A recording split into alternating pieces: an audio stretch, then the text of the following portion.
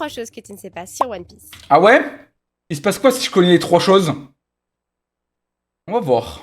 Les escargophones viennent d'une expérience chelou, mais réelle. Tu crois que les Je crois que j'en escargophones, avais entendu parler, ouais. c'est juste un délire d'Oda? Elle serait inspirée d'une vieille croyance qui date du 19e siècle, qui s'appelle la Passilani, qui vient du grec pasilos, qui veut dire messager. Et en fait, c'est un inventeur français qui pensait que les escargots restaient connectés et qu'on pouvait ainsi transmettre des messages à distance à l'aide d'un alphabet sur une plaque, en stimulant un escargot pendant que... Je crois que je le savais, donc dans le doute, je me le valide.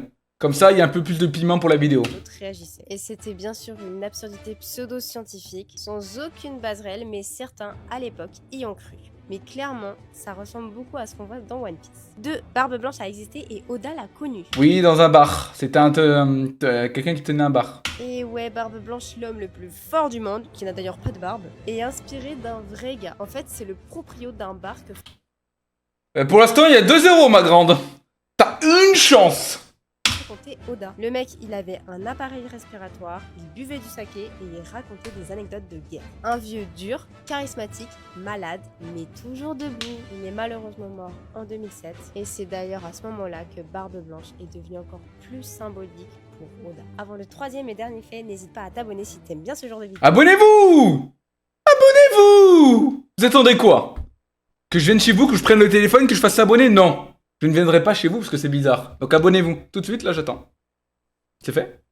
Normalement, vous avez le compte. Vous avez juste à cliquer sur la description, vous cliquez, vous abonnez, vous revenez. Ça va. Ça prend 30 secondes. 3.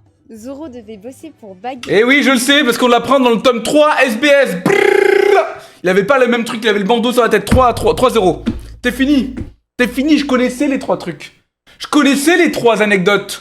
Tu m'as menti. Mais je vais quand même écouter à la fin. Le clown. Tu connais les débuts de l'équipage de Luffy. Eh bien, à la base, Zoro ne devait pas être prisonnier de la marine, mais carrément le garde du corps de Baggy. Ouais. Imagine juste le stoïque Zoro avec le mec le plus bruyant du manga. Mais heureusement, Oda a changé d'avis et on le remercie. Voilà, n'hésite pas à me dire en commentaire si tu connaissais ces... Bah, je les connaissais les 3. Tu m'as rien appris. Eh ouais. Tu vas faire quoi?